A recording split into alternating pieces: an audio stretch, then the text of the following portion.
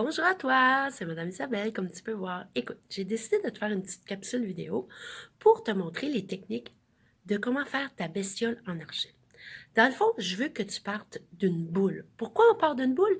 Parce que si on sépare une partie d'argile complètement de notre boule, comme ceci, et qu'on vient la recoller ou la ressouder, ok? Si c'est mal soudé, en séchant, ça va tomber et là, tu vas être déçu. Donc, la meilleure technique pour bien réussir ta bestiole, pour qu'elle soit solide, parce que c'est ce qu'on veut, on veut qu'elle soit solide, on veut qu'elle soit stable. Donc, la meilleure technique, c'est vraiment de se faire une boule et de sortir la tête, les pattes, la queue, les cornes, les tentacules, les piquants, peu importe ce que tu vas décider de lui faire à ta bestiole, tu vas pouvoir pincer ton argile pour tout sortir sans séparer d'argile. Donc, si je commence, je dis que cette partie ici, ça va être ma tête. OK? Donc, grosso modo, pour l'instant, ça, c'est la tête. Au début, tu vas voir, ça a l'air fou, ta bestiole, elle va avoir l'air folle, parce que c'est comme ça. Hein? C'est jamais beau du premier coup, puis c'est pour ça qu'il ne faut pas que tu te décourages. Hein? C'est en travaillant que ça devient plus intéressant. Plus on le travaille, plus c'est intéressant. Donc ici, tu vois, je pince en dessous. Tu vois, j'ai une patte. Je vais sortir une autre patte ici. OK? Je veux en sortir 4 parce que moi, ma bestiole, elle va être à 4 pattes. OK? Donc, j'ai mes 4 pattes que je sors comme ça, en pinçant quand même très fort parce que je veux avoir des grosses pattes. Si je fais des pattes minces, ça va casser. Parce que le poids de l'argile, c'est pesant. Donc, il faut que ça soit des pattes quand même solides. OK? Un peu à la Botero.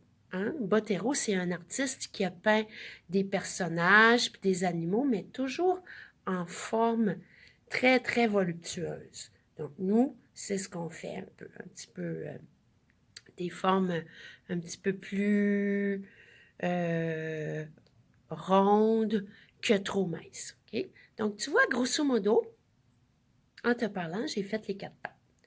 En arrière, je vais sortir une petite queue à mon animal, okay, que je vais pincer comme ça. Je vais peut-être la tournicoter un petit peu, mais pas trop mince, parce que ça, ce petit bout-là ici, ça va être fragile. Là. Je peux en faire, mais il faut que je fasse attention. OK? Donc, j'ai la queue, j'ai la tête. Là, je dis, OK, moi, j'aimerais que ma bestiole, elle ait des oreilles. Je vais pincer ses oreilles. Je peux pincer en triangle comme ça. Je pince l'autre côté pour l'autre oreille. OK. Est-ce que ça s'en vient, tu trouves? Ça a-tu encore l'air fou? Ça se peut que tu trouves ça. Mais il ne faut pas que tu te décourages. Non. Parce que c'est pas en se décourageant qu'on réussit. Tu le sais, hein, je te le dis souvent. Donc, il faut vraiment que, avec ton doigt aussi, tu lisses l'argile pour que ça soit plus facile à peindre. Parce que tu vas la peindre après ta bestiole. Hein? On va prendre de la peinture, de l'acrylique. Puis, moins qu'il y a de trous, plus ça va être facile à peindre. Tu comprends? Donc là, ma bestiole, elle a des oreilles. Je pourrais dire, je fais une bouche avec mon doigt. J'agrandis sa bouche. Je pourrais dire que je fais des petites pattes avec des orteils séparés. Je vais venir pincer ici. Donc ici, comme ça, regarde. Tu vois, j'ai deux petites pattes séparées. Là, comme je te dis tout le temps, au début, c'est pas tout à fait bien travaillé, mais ça va le devenir. Ça va devenir plus beau tantôt. OK, plus beau. Donc ici, il faut que je pense aussi en même temps que je suis en train de faire ma bestiole, quel motif que je vais lui mettre. Et puis aussi, est-ce que je vais lui mettre de la texture?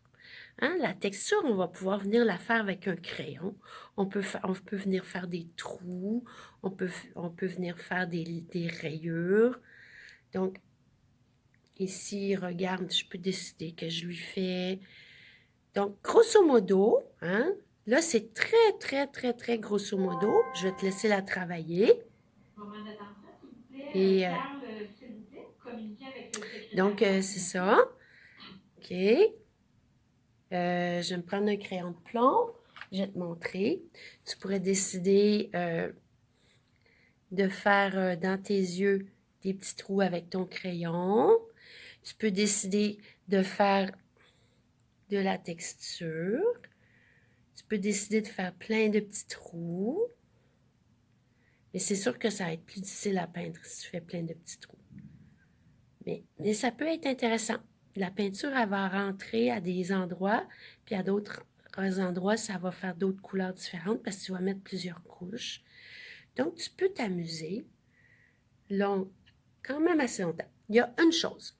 Ta bestiole, il faut que tu la fasses en une fois. Parce que l'argile, une fois que c'est à l'air, ça sèche et ça durcit.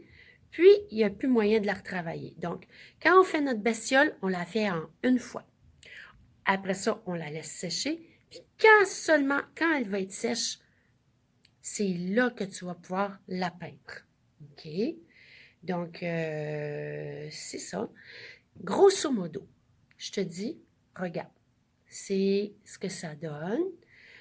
Si je la mets sur la table, il faut qu'elle soit capable de tenir en place. Donc, tu vois qu'elle est droite. OK. Donc, c'est ça. Je te laisse avec ça pour l'instant. Puis, je te reviens plus tard pour la peinture. Bye! Amuse-toi bien et surtout, n'oublie pas d'entrer dans ta bulle de création. Bye bye!